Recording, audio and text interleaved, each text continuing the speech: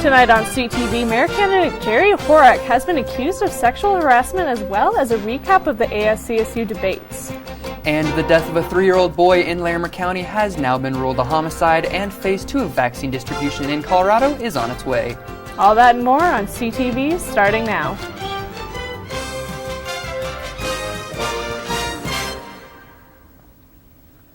Good evening, Rams. I'm Ren Wadsworth. And I'm Robbie Patla. On Wednesday, March 24th, a 3-year-old boy in Larimer County passed away and is now being ruled as a homicide.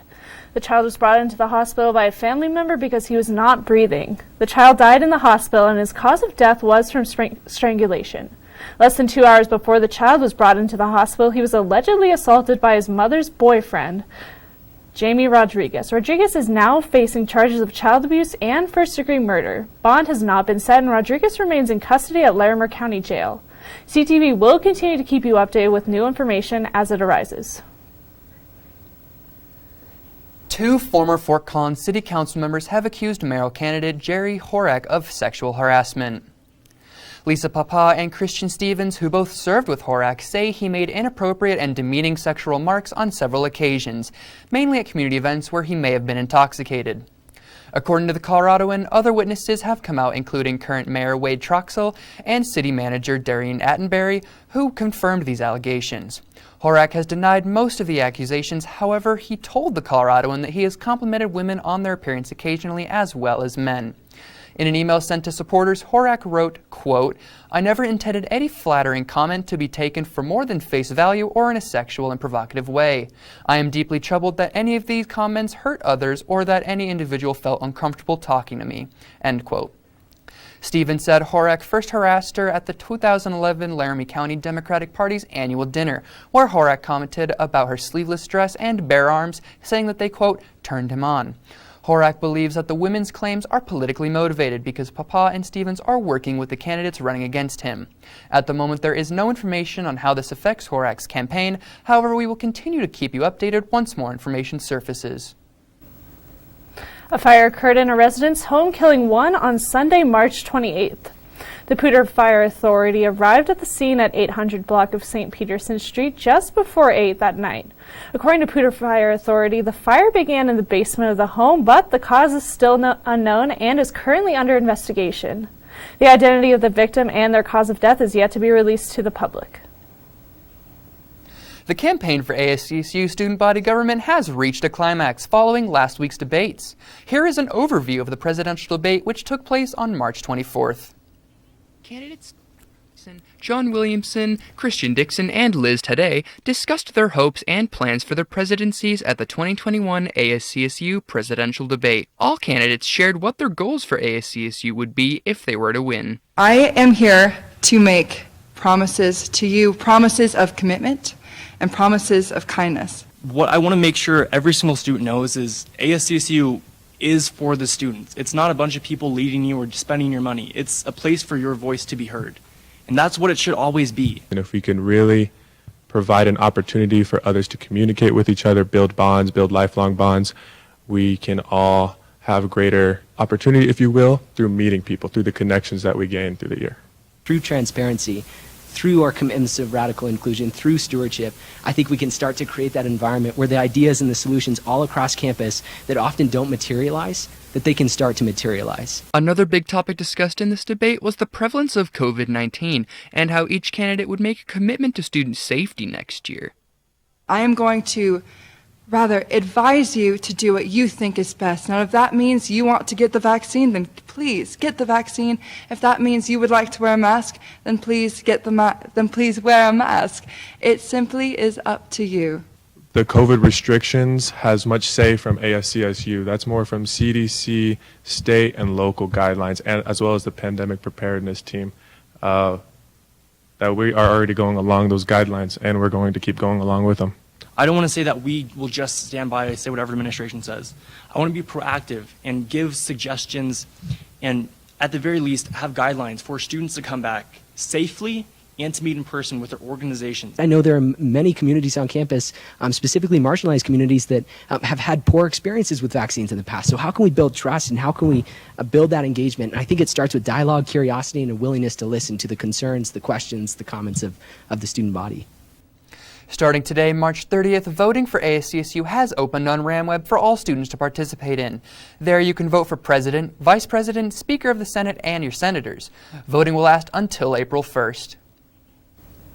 Governor Jared Polis announced that starting this upcoming Friday, April the 2nd, that Phase 2 of vaccinations will begin. This means that coronavirus vaccines will be open to the general public. Governor Polis did warn that just because vaccines are becoming available to all of Colorado, you might not get it the very first weekend.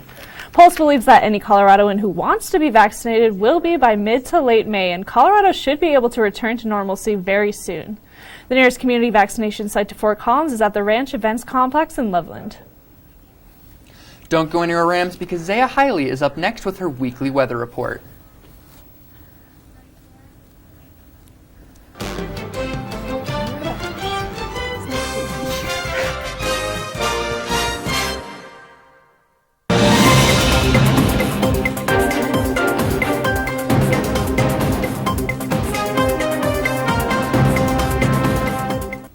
Welcome back from the break, Rams. Students at Colorado State found a way this semester to look outward to help those in our community who may need it the most during COVID-19.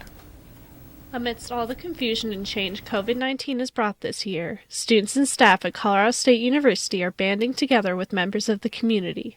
And so the idea with Thrive was to offer some programs to older adults that were less about kind of just getting through COVID, but more like setting up some healthy living style with our support for during COVID and after COVID.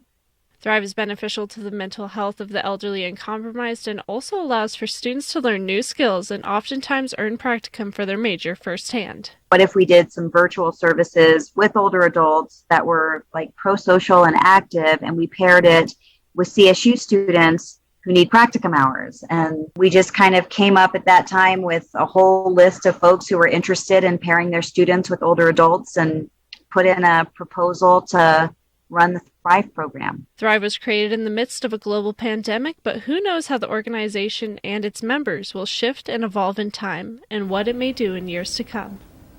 While Thrive has all the members and participation it needs, if Thrive inspires you, Dr. Davalos encourages you to reach out to her.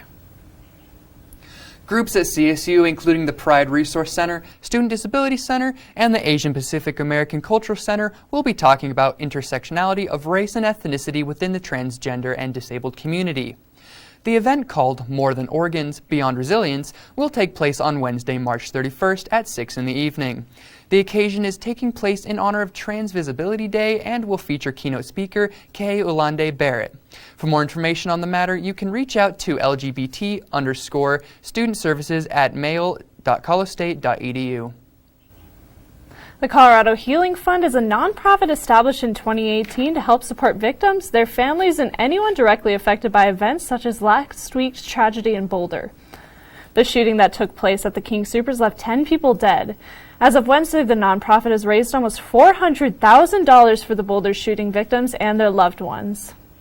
The executive director of the nonprofit, Jordan Finnegan, said, quote, "It's not about whether another mass casualty event will happen in Colorado, it's when," end quote. For more information, visit coloradohealingfund.org.